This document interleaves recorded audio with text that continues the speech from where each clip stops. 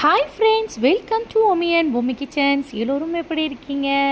இன்றைக்கி நம்ம பீஸா ரெசிபி வீட்லேயே ரொம்ப சூப்பராக அழகாக செஞ்சிடலாங்க. ரொம்ப பேர் கேட்கக்கூடியது பீஸா நம்ம வீட்டில் எப்படி ரெடி பண்ணுறது. அது ரொம்ப டஃப்பாக இருக்கும். நம்ம வெளியில் காசு கொடுத்து தான் வாங்கணும், 1000 2000 கொடுத்து தான் நம்ம ஃபேமிலியோடு சாப்பிட முடியும்னு.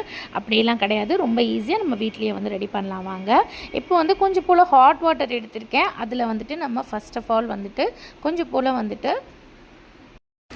ஈஸ்ட் சேர்க்க போகிறோம். நான் பார்த்திங்கன்னா ஒரு 1.5 டேபிள் ஸ்பூன் அளவுக்கு ஈஸ்ட்டு சேர்த்துருக்கேன். இதை அப்படியே கொஞ்சம் நேரத்துக்கு ரெஸ்ட்டில் விட்டுடணும். ரெஸ்ட்டில் விட்டுட்டோம் அப்படின்னா நல்லா நுர பொங்கி வரும். அதுக்கப்புறமா நம்ம இதுக்குள்ளே மைதா சேர்க்க போகிறோம். மைதா பார்த்திங்கன்னா நான் ஜலிக்கலாம் இல்லை, அப்படியே நார்மலாக நம்ம வீட்டில் யூஸ் பண்ணக்கூடிய மைதா தான் எடுத்திருக்கேன். இது ஜலிச்சுலாம் போடணும்னு அவசியம் கிடையாது. கேக் பேக்கிங்க்கு போடுற மாதிரிலாம் போட வேண்டியதில்லை. அப்படியே நார்மலாக நம்ம யூஸ் பண்ணிக்கலாம்.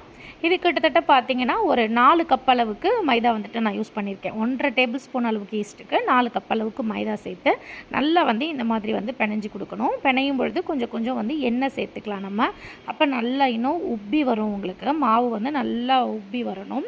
இதை நல்லா ஃபுல்லாக பிணைஞ்சிட்டு நல்லா மேலே எண்ணெயை தேய்ச்சிட்டு அதுக்கப்புறம் அப்படியே கொஞ்சம் நேரத்துக்கு மூடி போட்டு வச்சிடணும். அதாவது கொஞ்சம் ஹீட்டான இடத்துல இருந்துச்சு அப்படின்னா சீக்கிரமாக மாவு நல்லா உப்பி வந்துடும். இதை அப்படியே நம்ம மேலாப்பில் எண்ணெயை தடவி கொஞ்சம் நேரத்துக்கு அப்படியே ரெஸ்ட்டில் விட்டுடலாம் துணியை போட்டு.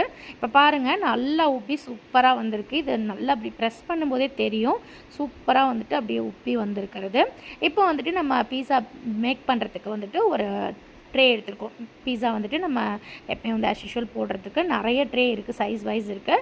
இது பார்த்திங்கன்னா 8 சைஸ் இது எடுத்திருக்கேன். இதில் ஃபஸ்ட் ஆஃப் ஆல் நம்ம உள்ளே ஃபஸ்ட்டு எண்ணெயை அப்ளை பண்ணிடணும்.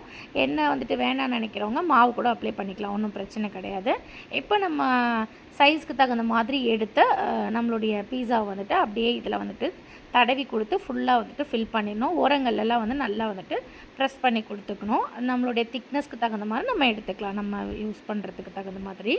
இதில் ஒரு ஸ்பூனை வச்சுட்டு இந்த மாதிரியான இதை கொடுத்துக்கணும். அப்போ நல்லா இந்த சாஸ் நம்ம போடக்கூடிய இந்த சாஸ் எல்லாமே உள்ளே இறங்கி இருக்கும். நம்ம வெளியில் வாங்குகிற அந்த பீஸாவோட இது அப்படியே கிடைக்கும். நம்ம ஆல்ரெடி ஆன்லைன் பிஸ்னஸ் பண்ணிகிட்டு இருக்கும்போது ஜொமேட்டோவில் நம்ம பீஸாவும் ஆட் பண்ணி கொடுத்துட்டு இருந்தோம். ரொம்ப நிறைய கஸ்டமர்ஸ் நல்லாயிருக்கு அப்படின்னு சொல்லுவாங்க. இது பீஸா சாஸ். இது பல்காகவும் விற்கிது.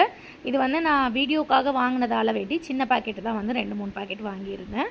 நாங்கள் சேல்ஸ் பண்ணும்போது பார்த்திங்கன்னா 1 கிலோ 2 கிலோ 5 கிலோ பாக்கெட் அந்த மாதிரி வாங்குவோம்.